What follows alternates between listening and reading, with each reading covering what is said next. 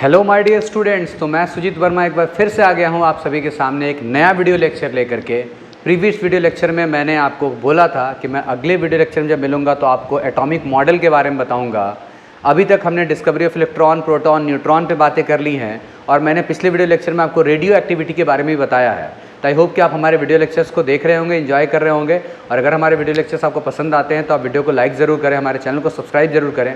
चलिए आज से टॉपिक के साथ आगे चलते हैं। और आज का हमारा टॉपिक, जैसा कि आप बोर्ड पे लिखा हुआ देख रहे होंगे, एटॉमिक मॉडल। मतलब बिल्कुल यहाँ पे इलेक्ट्रॉन, प्रोटॉन, न्यूट्रॉन किसी एटम के अंदर है ये तो मालूम हो चुका है, बट अब हमें ये जानना है कि इलेक्ट्रॉन, प्रोटॉन, न्यूट्रॉन कहाँ पर है एटम के अंदर। तो ये बात तो नॉर्मली सभी लोग अभी भी जानते होंगे, बट यहाँ पे मैं डिटेल में आपको बताने की कोशिश करूँगा। चलिए यहाँ पर सबसे पहले अब 1898 की बात है, लगभग 1898 के अप्रॉक्स में जो थॉमसन है, जो कि काफ़ी फेमस थे उस समय क्योंकि इन्होंने इलेक्ट्रॉन का इन्वेंशन किया था। तो उनसे क्या है कि उनसे जब पूछा गया कि भाई आपने बताया कि इलेक्ट्रॉन है, अब प्रोटॉन भी मिल चुका है, तो आप बताइए कि ये जो है इलेक्ट्रॉन है कहाँ पर प्रोटॉन है एटम के अंदर में, एटम किस तरह का दिखता है। तो उन्होंने अपने मॉडल को एक नाम दिया, plum pudding model. Plum pudding model आप बोल सकते हैं, या रेजिन पुडिंग मॉडल भी कई जगह में लिखा हुआ मिलेगा आपको, या इसको कई लोग तो वाटरमेलन भी कहते हैं, वाटरमेलन मॉडल। तो इसके अंदर उन्होंने क्या बताया कि एटम को अगर मैं एक स्फीयर की तरह मान लूँ कि एटम एक स्फीयर है जिसका साइज बहुत ही छोटा है, अप्रॉक्स इसका जो रेडियस है, मैं आपको बता रहा हूँ, इसका जो रेडियस है वो 10⁻⁻10 मीटर, जो कि काफ़ी छोटी वैल्यू हो गई, 10⁻⁻10 मीटर्स है। तो अगर आप एटम को एक स्फेरिकल शेप की तरह मान लें, एक स्फीयर की तरह मान लें, गोले की तरह मान लें, तो उसके अंदर जिस तरीके से वाटरमेलन मतलब तरबूज की बात कर रहा हूँ, जिस तरीके से उसमें जो जूसी पार्ट होता है, रेड वाला जो जूसी पार्ट होता है, वो पूरा हर जगह भरा हुआ रहता है। बिल्कुल एटम भी उसी तरीके से पॉजिटिव चार्ज का एक गोला है। ये मैं पॉजिटिव चार्ज रेड कलर से इसलिए बना रहा हूँ ताकि आप समझ जाएं कि ये जूसी पार्ट है जो कि पूरा भरा रहता है किसी भी वाटरमेलन में। और इस पॉजिटिव चार्ज को बैलेंस करने के लिए, काउंटर बैलेंस करने के लिए जो इलेक्ट्रॉन्स हैं वो बीच बीच में, जैसे कि तरबूज में बीज होते हैं, बिल्कुल वैसे ही ये बीज की तरह जगह जगह पर इलेक्ट्रॉन्स हैं ताकि ये चार्ज को बैलेंस कर दें, क्योंकि एटम न्यूट्रल होता है। और कौन सा फोर्स ऑफ अट्रैक्शन का नाम लिया उन्होंने? फोर्स ऑफ अट्रैक्शन वो बुलाते हैं। कौन सा फोर्स ऑफ अट्रैक्शन? इलेक्ट्रोस्टैटिक। कौन सा force of electrostatic force of attraction, कि पॉजिटिव और नेगेटिव चार्ज एक दूसरे को बैलेंस कर रहा है, काउंटर बैलेंस कर रहा है इलेक्ट्रोस्टैटिक फोर्स ऑफ अट्रैक्शन के थ्रू। थॉमसन के एटॉमिक मॉडल जो कि उन्होंने बताया ज़्यादा दिन तक चला नहीं है, क्योंकि एक साइंटिस्ट थे जिनका नाम आप लिखा हुआ देख रहे होंगे, रदरफोर्ड और इसके 2 स्टूडेंट भी थे एक्चुअली में। जैसे मान लीजिए मैं और आप मिल करके कोई एक्सपेरिमेंट कर रहे हैं, बिल्कुल वैसा ही कुछ हो रहा था। तो अब यहाँ पे जे थॉमसन का मॉडल में ज़्यादा कुछ है नहीं बताने को, सीधा एटम एक स्फेरिकल शेप का है जिसका रेडियस 10⁻⁻10 मीटर्स है। और इसमें जो पॉजिटिव चार्ज है वो बिल्कुल उस तरीके से है जैसे कि जूसी पार्ट होता है रेड वाला वाटरमेलन के अंदर। प्लम पुडिंग मतलब जो केक आता, मुफिन्स आता, आपने देखा होगा छोटा सा, उसमें अगर आप देखें क्रिसमस के टाइम में केक आते हैं, काफ़ी उसमें वो भरे रहते हैं ना, काजू पिस्ता वगैरह लगा रहता है, बिल्कुल वैसा ही केक है और उसमें जगह जगह पर इलेक्ट्रॉन लगे हुए हैं ताकि वो काउंटर बैलेंस कर दें पॉजिटिव चार्ज को। मतलब बेसिकली एटम जो एक पॉजिटिव चार्ज का गोला है, हर जगह पॉजिटिव चार्ज स्प्रेड है, मतलब यूनिफॉर्मली डिस्ट्रीब्यूटेड है। ऐसा किसने बताया? जे थॉमसन ने बताया। तो ये था अपना जे थॉमसन का प्लम पुडिंग मॉडल। लेकिन इनका जो मॉडल था वो लेटर जो 19वीं सेंचुरी में जो एक्सपेरिमेंट्स हुए थे उनके रिजल्ट्स को ये वेरीफाई नहीं कर पा रहा था। तो कौन सा रिजल्ट? तो रदरफोर्ड ने ऐसा एक्सपेरिमेंट किया जिसका रिजल्ट ऐसा आ रहा था जो इनके रिजल्ट से बिल्कुल अलग था, वेरीफाई नहीं कर रहा था इन चीज़ों को। तो चलिए देखते हैं रदरफोर्ड का एक्सपेरिमेंट क्या था। पहले आप इसका स्क्रीनशॉट ले लीजिए।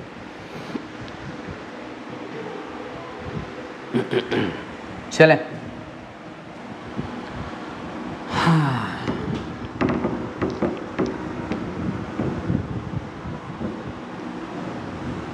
तो थॉमसन के मॉडल में ज़्यादा कुछ नहीं बताने को था और इन सब चीज़ों को थोड़ा ब्रीफली ही लीजिए, है ना। चीज़ें बहुत आगे डिटेल में पढ़नी है, मैंने आपको ब्रीफली बता दिया ये। अब चलिए रदरफोर्ड के गोल्ड फॉयल एक्सपेरिमेंट, मैं नाम लिख देता हूं यहां पे, गोल्ड फॉयल एक्सपेरिमेंट की बात करने वाले हैं। दूसरे तरीके से आप इसको अल्फा पार्टिकल स्कैटरिंग भी कह सकते हैं, अल्फा पार्टिकल स्कैटरिंग। अब देखिए, अब अल्फा पार्टिकल यहाँ यूज में आ रहा है, तो पिछला वीडियो लेक्चर जिसने भी देखा होगा, हमारा पिछला वीडियो लेक्चर में हमारा जिसने भी देखा होगा, उसको तो डिटेल में मैंने वहाँ बताया है कि अल्फा पार्टिकल क्या है। हीलियम+2, याद है ना, हीलियम+2 के एटॉमिक मास 4 AMU और इलेक्ट्रॉन का जो मास है वो कितना 0.005 AMU। ये सब मैंने आपको पिछले वीडियो लेक्चर में बता दिया है। तो अब हमारा जो टॉपिक है गोल्ड फॉयल एक्सपेरिमेंट, किसका है ये एक्सपेरिमेंट? रदरफोर्ड का, रदरफोर्ड का gold foil experiment. Approx 19th century में रदरफोर्ड ने एक एक्सपेरिमेंट किया और उसके दो स्टूडेंट ने मिलके, और वो एक्सपेरिमेंट क्या था वो आप देखिए यहाँ पे। वो एक्सपेरिमेंट कुछ ऐसा था कि रदरफोर्ड ने एक लीड ब्लॉक के अंदर एक अल्फा पार्टिकल रखा, मतलब अल्फा सोर्स रखा। सामने उन्होंने एक स्लीट लगा दिया। मैंने आपको पिछले क्लास में बताया था स्लीट से क्या होता है कि अगर ये डेंजरस अल्फा पार्टिकल्स निकल रहे हैं तो वो स्लीट से होते हुए बिल्कुल स्ट्रेट लाइन में ट्रैवल करेंगे। क्या करेंगे? वो स्ट्रेट लाइन में ट्रैवल करेंगे। मैं यहाँ से ये कुछ नाम हटा रहा हूँ ताकि पिक्चर बनाया जा सके। ये अपना लीड का स्लीट है, ये मैंने स्लीट बना दिया, ठीक है। अब ये जो स्लीट है, अल्फा सोर्स यहाँ रखा हमने जो कि double positive charge helium ions हो सकता है, यहाँ स्लीट लगा दिया है हमने। अब ये अल्फा रेज जो है वो स्ट्रेट डायरेक्शन में फ्लो करेंगे, और यहाँ पर आप देखेंगे, यहाँ पर एक वही पुराना वाला जिंक सल्फाइड का स्क्रीन, याद आ रहा है ना? मम्मी का चप्पल याद आ रहा है कि नहीं आ रहा है? हमको तो याद आ रहा है। ये अल्फा सोर्स पार्टिकल अगर जाके टकराएगा तो क्या होगा? ये स्कैटर करेगा ना। और यहाँ पर क्या रख दिया उन्होंने? एक गोल्ड फॉयल, बहुत ही पतला गोल्ड का फॉयल लिया, बहुत ही पतला गोल्ड का फॉयल लिया, अप्रॉक्स जिसकी थिकनेस 100 नैनोमीटर थी। कितना कम हो गया सोचिए, 100 नैनोमीटर, बिल्कुल पतला। गोल्ड के फॉयल के अंदर गोल्ड के एटम्स होंगे। ये एटम्स किसके हैं? गोल्ड के हैं, ठीक है। तो अब ऑब्जर्वेशन क्या मिला वो आप देखिए यहाँ पे। तो मैं आपको यहाँ बारी बारी से ऑब्जर्वेशंस और कंक्लूजन भी बताऊंगा कि इस एक्सपेरिमेंट से क्या रिजल्ट मिला, ऑब्जर्वेशन क्या हुआ, उसका मतलब क्या हुआ, उसके कंक्लूजन्स क्या हुए, और मैं लास्ट में जाते वक्त आपको इसके ड्रॉबैक्स भी बताऊंगा कि भाई इसमें भी कुछ गलतियां हैं जो आगे अब हम लोग डिटेल में बहुत पढ़ने वाले हैं। बहुत इंटरेस्टिंग होने वाला है अगला वीडियो लेक्चर तो और भी ज़्यादा। तो यहाँ पर क्या हो रहा है कि ये जो अल्फा रेज यहाँ से जा रहे थे, मैक्सिमम अल्फा रेज, एक मूविंग माइक्रोस्कोप यहाँ पे लगा लिया गया, मूविंग माइक्रोस्कोप, ताकि जो सिंटिलेशंस हो, सिंटिलेशंस का मतलब होता है वही जो लाइट जाके टकराती है, जो स्पार्कलिंग होता है, उसी को सिंटिलेशंस भी कहा जाता है दूसरे शब्दों में। मूविंग माइक्रोस्कोप भी लगा लिया गया है जिससे कि हर जगह ऑब्जर्व किया जाए कि कहाँ कहाँ पार्टिकल टकरा रहा है और एग्जैक्टली मालूम चले कि स्पार्क कहाँ कहाँ पे हो रहा है। तो अब जैसे ही ये अल्फा सोर्स जो है यहाँ से गया और वो गोल्ड के एटम से टकराया, तो ऑब्जर्वेशन ये मिला कि ज़्यादातर जो अल्फा पार्टिकल्स थे वो बिल्कुल सीधे निकल गए। ज़्यादातर अल्फा पार्टिकल्स बिल्कुल स्ट्रेट डायरेक्शन में चले गए और यहाँ पे स्पार्क हो रहा था। कुछ अल्फा पार्टिकल्स अपने डायरेक्शन से डिफ्लेक्ट हो गए, मतलब आउट ऑफ 200 आप बोल सकते हैं, आउट ऑफ 200 आप बोल सकते हैं कुछ अल्फा पार्टिकल्स अपने पाथ से डिफ्लेक्ट हो गए, कुछ अल्फा पार्टिकल में पाथ से डिफ्लेक्ट हो गए। और तीसरा ऑब्जर्वेशन क्या मिला कि आउट ऑफ 2000 मतलब लगभग 20,000 अल्फा रेज में से कोई एक रे था जो अपने ही पाथ पे गया और वापस आ गया और यहाँ स्कैटर करके आ गया, यहाँ स्कैटरिंग होने लगी। तो मैंने आपको 3 पॉइंट्स बोले, ध्यान से सुन लीजिए कौन कौन से 3 पॉइंट्स थे। पहला, most of the alpha particles passes through in a straight line, मतलब बिल्कुल वो सीधे चले गए, ठीक है। और सबको मालूम है कि अल्फा सोर्स पे कैसा चार्ज है, +2 का चार्ज है और मास कितना है, 4 AMU का मास है ना, 4 AMU का मास है। तो +2 चार्ज है और 4 AMU का मास है, मतलब ये पॉजिटिव चार्ज रेज हैं। अब आप देखिए, पहले तो आप पिक्चर को अच्छे से समझ लीजिए कि गोल्ड फॉयल यहाँ पे लगाया गया है, गोल्ड फॉयल, और गोल्ड फॉइल 100 नैनोमीटर का थिकनेस का है, एटम से जाके डेफिनेटली उसके अंदर उसके एटम्स होंगे, तो उसके एटम से जाके कौन टकराया, मेरा alpha source particle, alpha rays जो गया वो टकराया, और अल्फा रेज पॉजिटिवली चार्ज होता है। 3 तरह के ऑब्जर्वेशंस दिखाई दिए। पहला observation, most of the alpha rays passes through in a straight line. जब माइक्रोस्कोप से देखा गया कि ज़्यादातर तो स्ट्रेट में ही वहाँ पर जो सेंटलिंग हो रही है या आप देखोगे स्पार्कलिंग हो रही है, तो सेंटिलेशन जो है ज़्यादातर कहाँ हो रहा है, स्ट्रेट हो रहा है। इसका मतलब क्या हुआ, जब देखिए अब तो मैं आपको आप नोट्स जो है आप बुक से भी पढ़ेंगे तो आपको अच्छे समझ में आ जाएगा, आप बोलेंगे तो मिल भी जाएगा, लेकिन आप बुक से जरूर पढ़िएगा। आप कम से कम एनसीईआरटी लाइन बाय लाइन, मैं आपको बता रहा हूँ, बुक जरूर पढ़िए। आप बुक पढ़ेंगे तभी आपको नॉलेज होगा। यहाँ मैं जब न्यूमेरिकल कराऊंगा तो एनसीईआरटी के साथ साथ रेफरेंस का भी, जेई नीट के एग्जाम में जो क्वेश्चन आता है वो भी मैं आपको कराने वाला हूँ, करा भी रहा हूँ पहले चैप्टर से। तो पहला जो सबसे पहले जो ऑब्जर्वेशन था, वो ऑब्जर्वेशन क्या था, आप पूरा वो सेटअप समझ गया। फर्स्ट ऑब्जर्वेशन था कि मोस्ट ऑफ, मैं ब्रीफली लिख रहा हूँ, most of the alpha particles, most of the alpha particles goes straight, goes straight.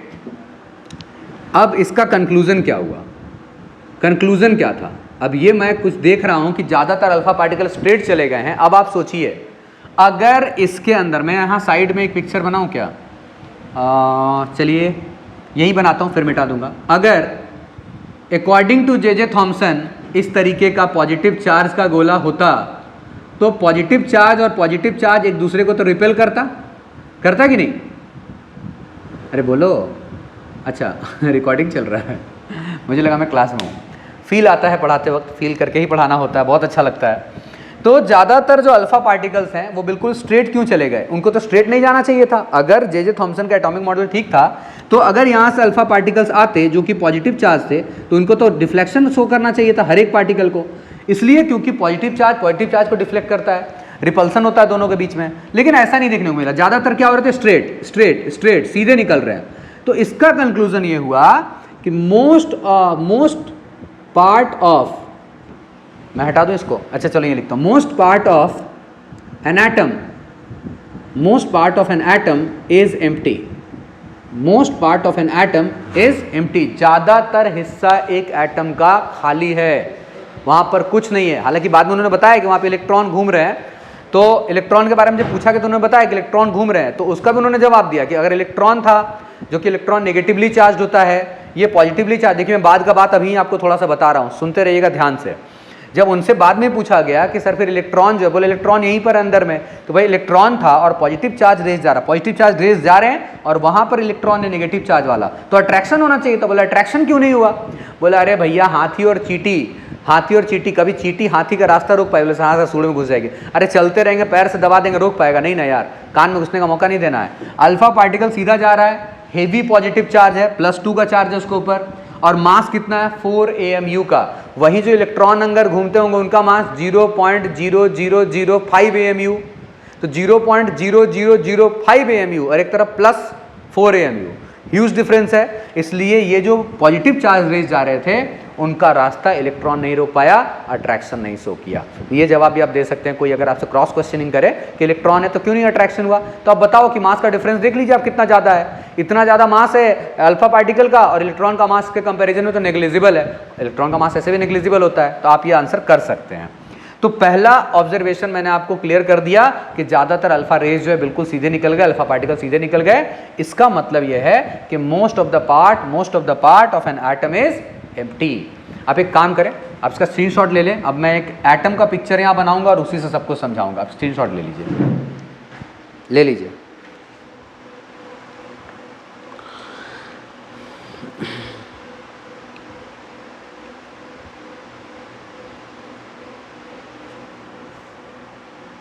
ले लिया,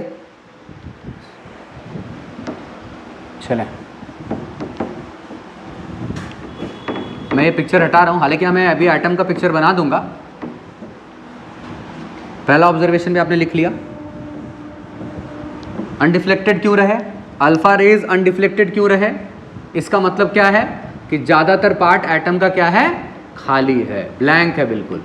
चलिए अब मैं एक पिक्चर बना दे रहा हूँ और आपको और ठीक से अभी एक्सप्लेन कर दूंगा। ओके, पानी कहाँ रखा यार, अच्छा वहाँ छूट गया, कोई बात नहीं, चलिए बिना पानी के ही पढ़ाया जाएगा, कोई बात नहीं। अब ये देखिए, ये हमारा एटम है, गोल्ड के अंदर का एक एटम है। ज़्यादातर जो रेज है वो बिल्कुल कैसे जा रहे हैं, स्ट्रेट जा रहे हैं। ज़्यादातर रेज कैसे जा रहे हैं, बिल्कुल स्ट्रेट जा रहे हैं ना, सीधे जा रहे हैं। कुछ अपने पाथ से डिफ्लेक्ट हो गए, कुछ अपने पाथ से डिफ्लेक्ट हो गए, बाकी ज़्यादातर कैसे जा रहे थे, स्ट्रेट जा रहे थे। और इन सब में से मतलब आउट ऑफ 20,000 कोई एक था जो मैं रेड कलर से बना रहा हूँ, जो गया और अपने ही पाथ पर फिर वापस आ गया, मिड से टकरा करके, बिल्कुल सेंटर ऑफ एटम से टकरा करके वापस आ गया। अब इस पिक्चर को देख के आप ठीक से इमेजिन कीजिए कि पहला पॉइंट मैंने आपको बता दिया है कि most of the alpha rays या अल्फा पार्टिकल्स आर अनडिफ्लेक्टेड। इसका कंक्लूजन क्या हुआ, most of the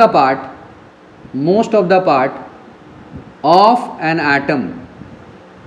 N atom is empty, खाली है। पहला पॉइंट क्लियर। सेकेंड पॉइंट वो ये कह रहे हैं कि आखिर कुछ रेस जा करके अपने रास्ते से डिफ्लेक्ट क्यों हो जा रहे हैं। इसका मतलब ये है, और जे थॉमसन का जो एटॉमिक मॉडल था वो तो ऐसा था ना कि हर जगह क्या भरा हुआ है, पॉजिटिव चार्ज, जैसा मैंने आपको बताया है, हर जगह क्या भरा हुआ है, पॉजिटिव चार्ज। तो अब ये बता रहे हैं कि जे थॉमसन ने जो कहा है कि हर जगह पॉजिटिव चार्ज फुल है, ऐसा बिल्कुल नहीं है, जो देयर इज अच्छा सम ऑफ द, पहले हम लिख रहे हैं क्या, observation, some of the alpha particles are deflected from its path. कुछ अपने पाथ से डिफ्लेक्ट कर गए। क्यों कर गए डिफ्लेक्ट, कंक्लूजन क्या है इसका, क्या समझ में आ रहा है इससे।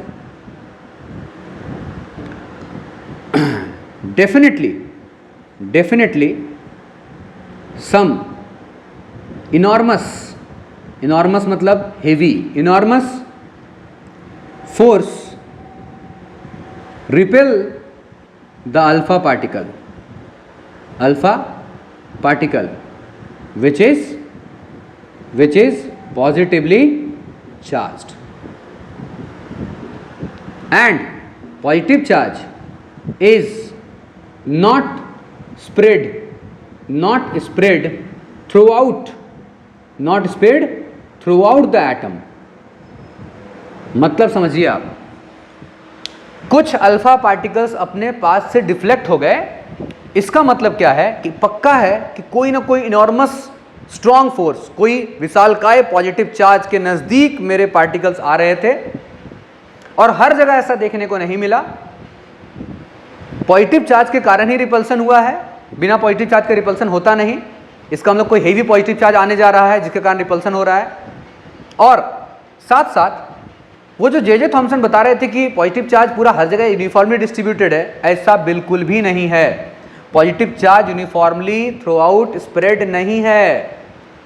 एटम के अंदर positive charge through out spread नहीं है, एटम का बहुत ही छोटा हिस्सा। अब देखिए थर्ड पॉइंट, अब आप देखेंगे कि ये अल्फा पार्टिकल गया और अपने रास्ते से वापस आ गया। आप एक बार नोट कर लीजिए, इसको एक बार नोट कर लीजिए। कर लिया, ठीक है, ओके, यहां तक कोई इशू नहीं। थर्ड पॉइंट, तीसरा पॉइंट क्या था, थर्ड पॉइंट था कि आउट ऑफ, मैंने कितना कहा था, 20,000 अप्रॉक्स एक आइडिया लिया जा रहा, out of 20,000 one alpha particle bounced back, that is about 180 degree turn, वापस अपने पाथ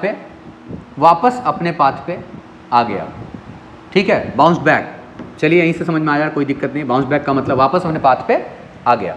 अब ये होने का क्या मतलब है, एक हेवी पॉजिटिव चार्ज यहां से जा रहा है और उसको वहां से किसी ने इतना तगड़ा फोर्स से रिपेल किया कि वापस अपने फोर्स पे आ गया। इट मीन टू से, इसका जो कंक्लूजन है, इसका जो मतलब हुआ, इसका जो सेंस है वो ये है कि all the positive charge of an atom of an atom is concentrated in a very small region which is in the center of an atom. अब देखिए इसका कंक्लूजन क्या है. बहुत ही heavy charge particle plus 2 charge particle alpha particle गया और उसको पॉजिटिव चार्ज ने कंप्लीटली रिपेल कर दिया. पहले वाले तो हल्का फुल्का डिफ्लेक्शन हो रहा था, उससे तो ये बात क्लियर हो गई कि यूनिफॉर्मली डिस्ट्रीब्यूटेड तो नहीं है, लेकिन पूरा का पूरा पॉजिटिव चार्ज, पूरा का पूरा प्रोटॉन एटम के बिल्कुल सेंटर में बहुत ही छोटे से रीजन में, बहुत ही स्मॉल रीजन, मैंने यहां लिखा आप देखेंगे, बहुत ही स्मॉल रीजन में वो concentrated in a very small region, बहुत ही छोटी जगह में बैठा हुआ है. ठीक है, तो इससे ये बात पता चल रहा है. अच्छा हाँ, और क्या बताया, जो छोटा सा रीजन है, बहुत ही स्मॉल रीजन है, जो कि इसका नाम, यही इंपॉर्टेंट पॉइंट है कि इसका नाम उन्होंने कहा कि इस सेंटर ऑफ एटम का नाम मैं दे रहा हूं न्यूक्लियस. तो न्यूक्लियस नाम दिया हुआ किसका है, रदरफोर्ड का, कि न्यूक्लियस है जहां सारा का सारा प्रोटॉन बैठता है, सारा का सारा प्रोटॉन बैठता है. मैंने आपको पिछले क्लास में बताया था न्यूट्रॉन के एक्सपेरिमेंट के बारे में कि लेटर तो ये भी पता चला कि पूरा का पूरा मास जो है वो प्रोटॉन और न्यूट्रॉन दोनों मिलकर बनाते हैं, उस पर भी अगले क्लास में चर्चा होगी मास नंबर पे. लेकिन ये न्यूक्लियस नाम दिया हुआ किसका है, रदरफोर्ड का है. ठीक है, और न्यूक्लियस का वो रेडियस बता रहे हैं, एटम का रेडियस कितना बता रहे थे, एटम का रेडियस बताया था 10⁻⁻10 मीटर, और न्यूक्लियस इससे 10,000 गुना ज्यादा छोटा, 10,000 मतलब 10⁻⁻15 मीटर, 10⁻⁻15 मीटर. तो ये हो गया न्यूक्लियस का रेडियस, जो कि बहुत ही ज्यादा छोटा है कंपैरेटिव टू एटम. किसी भी चीज से, मान लीजिए मेरा अगर कोई ना कोई साइज है, तो इस साइज से 10,000 गुना ज्यादा छोटा दूसरे पार्टिकल का साइज है, तो बहुत ही छोटा हो गया. तो एटम के रेडियस के कंपैरिजन में न्यूक्लियस इतना छोटा है कि उसका रेडियस 10,000 गुना ज्यादा छोटा है comparative to radius of atom. तो आई होप कि आपको अल्फा पार्टिकल के स्कैटरिंग से कौन कौन से रिजल्ट मिले. जब गोल्ड फॉइल के एटम से अल्फा पार्टिकल जाके टकराया तो ज़्यादातर अनडिफ्लेक्टेड रह गए. अनडिफ्लेक्टेड रहने का मतलब है कि ज़्यादातर पार्ट एटम का खाली है बिल्कुल. सेकंड, वो कह रहे थे कि कुछ अपने पाथ से डेविएट हो रहे थे, ऐसा देखा गया गोल्ड फॉइल एक्सपेरिमेंट में.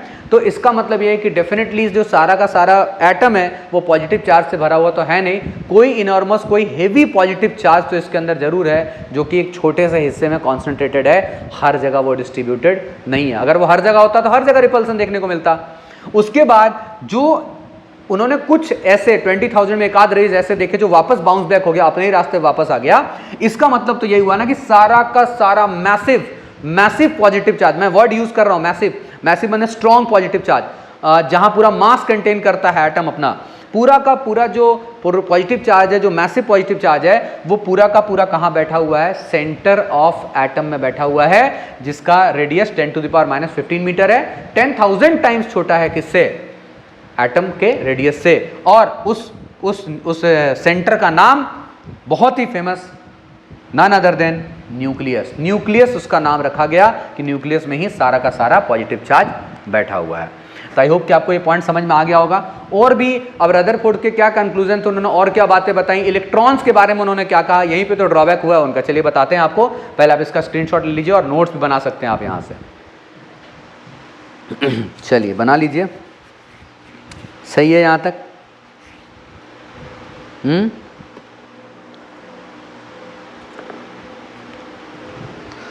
हटा दें? चलिए.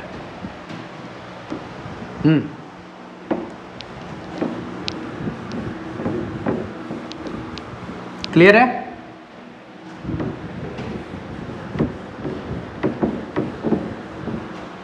क्लियर है बिल्कुल. लाइट बड़ा डिस्टरबेंस करता है यार, थोड़ा सा कर्टेन को लगाना पड़ेगा.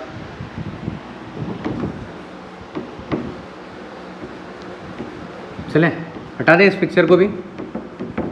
आई होप कि आपने नोट तो कर ही लिया होगा, नहीं तो आप वीडियो पॉज करके नोट कर लीजिए ना. अब रदरफोर्ड का और क्या conclusion after the discovery of proton, माने आफ्टर डिस्कवरी ऑफ प्रोटॉन, ये सारी बातें निकल के आ रही हैं कि प्रोटॉन रहता कहाँ है, ये सारी बातें बता रहे हैं। अब ये क्या कह रहे हैं, पहला तो पॉइंट इन्होंने न्यूक्लियस पार्ट के बारे में बताया, दो पार्ट का इन्होंने डिस्कस किया, एक न्यूक्लियस पार्ट और दूसरा अदर देन न्यूक्लियस, कि एटम के अंदर दो पार्ट होता है, एक न्यूक्लियस पार्ट होता है, एक अदर देन न्यूक्लियस पार्ट होता है। मतलब इनके हिसाब से ये न्यूक्लियस है जहाँ पे प्रोटॉन बैठा हुआ है और इसी के चारों तरफ कौन घूम रहा है, इलेक्ट्रॉन घूम रहा है। कौन घूम रहा है, इलेक्ट्रॉन। यहीं कहीं पर इलेक्ट्रॉन है, इनका कहना था। और जिस पाथ पर इलेक्ट्रॉन घूम रहा है उसको ये कह रहे थे कि ऑर्बिट है। ठीक है, क्या कह रहे थे, ऑर्बिट में इलेक्ट्रॉन घूम रहे हैं, ऐसा बता रहे थे। अब देखो, अच्छा ये फोर्स ऑफ अट्रैक्शन के बारे में भी चर्चा कर रहे थे। अब क्या हुआ कि जिस समिट में ये अपना प्रेजेंटेशन दे रहे थे अपने एक्सपेरिमेंट का, वहाँ और भी साइंटिस्ट आए हुए थे और एक वहाँ पे साइंटिस्ट पहुँचे हुए थे जिनका नाम था नील बोर। यही तो है अगला जिसका एटॉमिक मॉडल आने वाला है, नील बोर। और एक पहुँचे हुए थे वहाँ पे J C Maxwell, James Clerk Maxwell, physics के साइंटिस्ट थे, बड़े ही फेमस, बहुत इंपॉर्टेंट रोल है इनका एटम के एक्सपेरिमेंट में। तो जेसी मैक्सवेल वहाँ पहुँचे हुए थे। कहीं लाइट डिस्टर्ब तो नहीं कर रहा ना, ये लग रहा है कहीं लाइट से डिस्टर्ब करता होगा, चलिए कोई बात नहीं, देखते हैं। तो जेसी मैक्सवेल जो थे हमारे, और नील बोर ने क्रॉस क्वेश्चनिंग शुरू किया, किससे, अपने रदरफोर्ड से, कि सर ऐसा है, आप कह रहे हो कि इलेक्ट्रॉन कहीं भी घूम रहा है, तो ऐसा होगा तब तो दिक्कत हो जाएगा। जेसी मैक्सवेल अपना एक्सपेरिमेंट लेके आए थे, तो उन्होंने बताया था रदरफोर्ड ने कि एक न्यूक्लियस पार्ट एक अदर देन न्यूक्लियस पार्ट है। और वो कह रहे थे, देखिए हर एक क्वेश्चन का वो अपना आंसर तो दे ही रहे थे, हाँ कुछ जवाब गलत हो गए लेटर। तो अब वो उनसे पूछा कि इलेक्ट्रॉन कहाँ घूम रहा है, तो बोले इलेक्ट्रॉन कहीं भी घूम रहा है, इसी के चारों तरफ, है ना। ठीक वैसे इन्होंने अपने एटॉमिक मॉडल का कंपैरिजन, एटॉमिक मॉडल का कंपैरिजन सोलर सिस्टम से कर दिया। किससे कर दिया, सोलर सिस्टम से। जैसे हमारे सोलर सिस्टम में सन के चारों तरफ अर्थ घूम रहा है और भी प्लैनेट्स घूम रहे हैं, इसलिए तो इन्होंने अपने इलेक्ट्रॉन्स को प्लैनेटरी इलेक्ट्रॉन्स भी नाम दिया। प्लैनेटरी इलेक्ट्रॉन्स मतलब जिस तरह प्लैनेट्स घूम रहे हैं सन के चारों तरफ, वैसे अपना इलेक्ट्रॉन भी चारों तरफ घूम रहा है और उस जगह का नाम ऑर्बिट है। ठीक है, लेकिन क्वेश्चन काफ़ी सारे आ गए। अच्छा, फोर्स भी बता रहे हैं कि देखिए भाई यहाँ पे जो है ना इलेक्ट्रोस्टैटिक फोर्स है, मतलब मैं बता रहा हूँ ये इलेक्ट्रॉन है, ठीक है ना, इसको कंपैरिजन कीजिएगा, अर्थ को इलेक्ट्रॉन से, सन को न्यूक्लियस से, तो इलेक्ट्रोस्टैटिक फोर्स है। और जब भी कोई इनसे सवाल कर रहा है तो ये अपना आंसर जो अपने तरफ से दे रहे हैं, लेकिन फिर बाद में इनका आंसर गलत भी हो गया। जेसी मैक्सवेल ने ऐसा पॉइंट रख दिया कि बात गलत ही हो गया पूरा। तो अब क्या हो रहा है कि जब ये अर्थ इस तरफ घूम रहा है चारों तरफ, वैसे इलेक्ट्रॉन भी घूम रहा है। तो अपने एक्सपेरिमेंट को वेरीफाई करने के लिए रदरफोर्ड बहुत सारी बातें बता रहे हैं। वो कह रहे हैं जैसे मान लीजिए कि आप एक धागे में एक पत्थर बांध लो और धागा का एक कॉर्नर अपने हाथ में पकड़ो और धीरे धीरे घुमाओगे तो क्या होगा, आपको मुंह से टकरा जाएगा, अब मुंह फूट जाएगा। ठीक है, तो उसको क्या करो, जोर से घुमाओ। ठीक है, जोर से घुमाओ।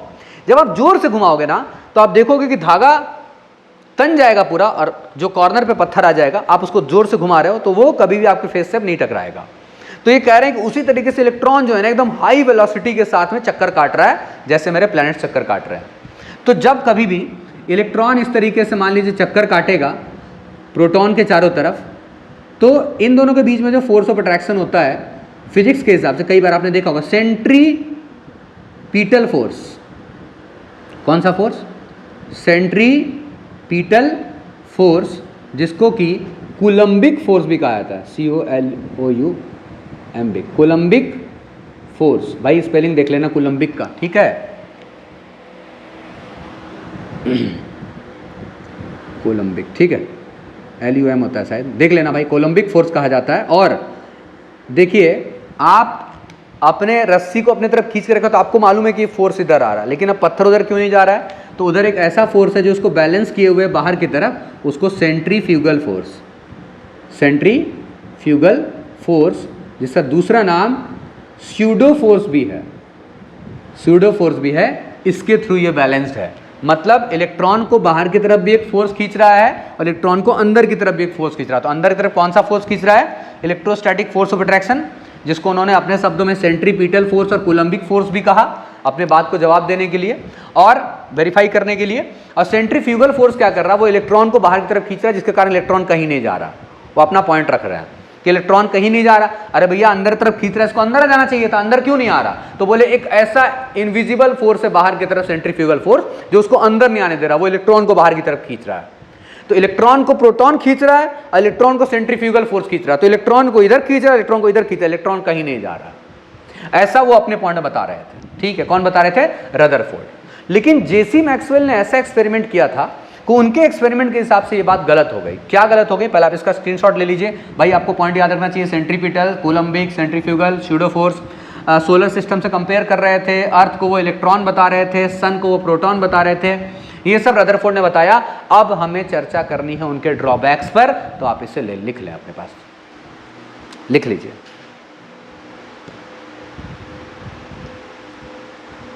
लिख लिया?